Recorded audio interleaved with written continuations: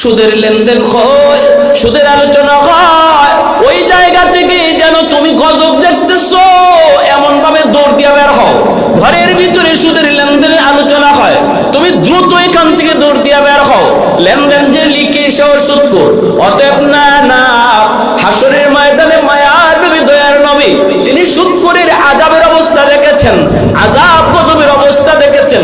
বুতুনুহুম কালবুয়ুত ফিহাল হাইয়াত তুরা মিন খারিজ বুতুনিহিম। আল্লাহ নবী বলেন, মেরাজের রজনীতে জাহান্নামে আমি একদল মানুষকে দেখলাম, পেটটা একদম ঘরের মতো, পেটের ভিতরে সাপ কিলবিল কিলবিল করে, নাকের ছিদ্র দিয়া, কানের ছিদ্র দিয়া, মুখ দিয়া, পায়খানার রাস্তা দিয়া, পেটের ভিতরে সেই সাপগুলি কিলবিল করে করে ওই জায়গাগুলি দিয়ে বের হচ্ছে। আমি জিব্রাইল আমিনকে জিজ্ঞেস করলাম, ভাই জিব্রাইল, মান হাউলাই? ও ভাই জিব্রাইল, জাহান্নামের আযাবে তো অনেকেই আছে, কিন্তু এই মানুষগুলি এত অপমানজনক আযাব, এরা কারা, এরা কারা রে? জিব্রাইল আমিন বলেন, হাউলাই আকালাতুর রিবা। ওগো নবী, এরা আপনারই উম্মত।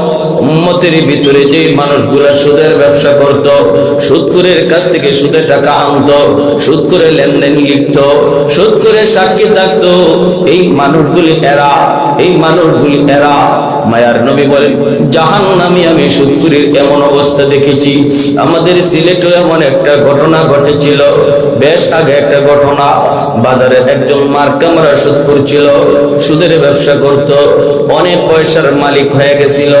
কিন্তু মনে রাখবার, সুদখোর যত পয়সারই মালিক হোক না, আল্লাহ বলেন ইয়ামহাকুল্লাহুর রিবা ওয়া ইউরবিস সাদাকাত। সুদখোরের সম্পদ অল্প দিনের ভিতরেই সেটা শেষ হয়ে যাবে। তার পরবর্তী জেনারেশন কেউ ভিক্ষা করবে, পরবর্তী জেনারেশনের ভিতরে কেউ না কেউ ভিক্ষার ঝুলি নিয়ে হাঁটবে। সুদের দ্বারা সম্পদ নষ্ট হয়, আল্লাহর ভাষা। আর দান করলে সম্পদ বাড়ে, এটা আল্লাহর ভাষা। সুবহানাল্লাহ জোরে কোন। আমি আপনি দেখি সুদ করে টাকা বাড়তেছে, আল্লাহ বলেন আমি দেখতেছি কমতেছে। দান করলে আমি আপনি দেখি সম্পদ কমে, আল্লাহ বলেন আমি দেখতেছি বাড়ে। সুবহানাল্লাহ। অল্প দিনের ভিতরে লোকটা মৃত্যু মুখের যাত্রী হলো। পেটটা এত বড় হয়ে গেল, এত বড়, পেটের ভিতরে কি আপনজন প্রিয়জন দৌড়ায় সিলেট শহরের নিরাময় পলিক্লিনিকের মালিক। সিলেটের অনেক নাম করে একজন ডাক্তার ছিলেন, ডাক্তার আব্দুল খালিক সাহেব। ওনার কাছে নিয়ে যাওয়া হয়। বর্তমানে উনি দুনিয়াতে নাই, কিন্তু বড় দিনদার একজন ডাক্তার ছিলেন। মেশিন লাগানোর পর তিনি বলেন, কে কে গো, তোমরা তারে নিয়ে এসেছো, তাড়াতাড়ি আমার হাসপাতাল থেকে তারে নিয়ে বের হও। আমার মেশিনের ভিতরে, তার পেটের ভিতরে এমন এক বিষাক্ত সাপ ধরা পড়েছে, আমি জীবনে কোনোদিন এমন সাপ দেখি না। এই অবস্থায় তারে নিয়ে ইন্ডিয়া মাদ্রাজ যাওয়া হলো। মাদ্রাজের ডাক্তাররা কয়, তাড়াতাড়ি বাংলার জমিনে নিয়ে যাও, এই সাপ আমরা জীবনে কোনোদিন দেখি নাই। পেটের ভিতরে সাপ দুনিয়া থাকতে মরার আগে আল্লাহ দেখায় দিছে। ও সুদখোর ভাই, কি খাইতেছো? আল্লাহ মৃত্যুর আগেই দেখায় দিল।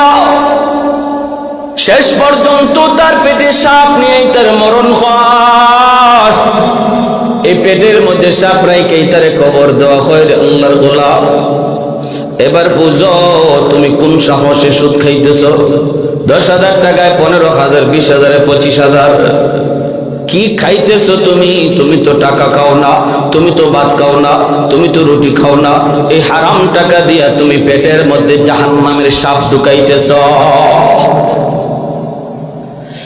এজন্য আমার ভাইরা, এই জায়গায় বসেও যদি আল্লাহর কোন গোলাম কই, মালিক আর জীবনে সুদের ব্যবসা করবো না, আর জীবনে হারাম পথে চলবো না, এই কথাটা তুমি কাউকে শোনায় বলতে হবে না, চেয়ারম্যানের হাত ধরে বলা লাগবে না, এমপির কাছে যাইতে হবে না, মেম্বারের কাছেও যাইতে হবে না, ইমাম সাহেবের হাত ধরে বলতে হবে না। রে গোলাম, শুধু দিলে তুমি একবার আল্লাহকে শোনায় বলো, মালিক যা করেছি ভুল করেছি জীবনে, আর ভুল করবো না গো আল্লাহ, আর ভুল করবো না।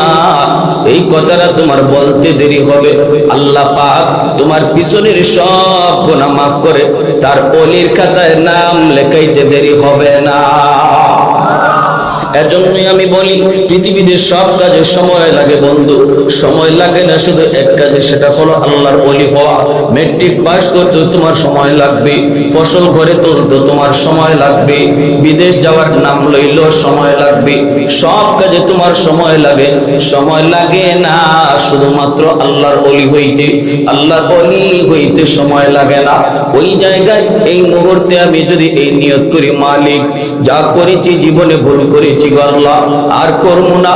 আমি হারামটাকে ঘরে ঢুকায় কারে লালন পালন করি, হারামটাকে ঘরে ঢুকায় সন্তান লালন পালন করি, অথচ এই সন্তানই একদিন আমার দুশ্মন হবে। হাসরের মাঠে বলবে, মালিক আমার বাবারে ডাকো, আমার বাবা কেন আমাকে হারাম টাকা দিয়ে লালন পালন করলো, আমার রক্ত হারামের টাকায় রক্ত, আমার গোশত হারামের টাকারই গোশত, যার কারণে আজকে আমি জান্নাত চিনি না, জাহান্নামের পথ ধরেছি। আল্লাহ আমার বাবারে ডাকো, মারে ডাকো, রব্বানা আতিহিম দিফাইনি মিনাল আযাব ওয়ালআনহুম লানান কাবীরা। আমার ওই বাবার কারণে আজকে আমি জাহান্নামী, আজ আমি আমার ওই মার কারণে জাহান্নামী।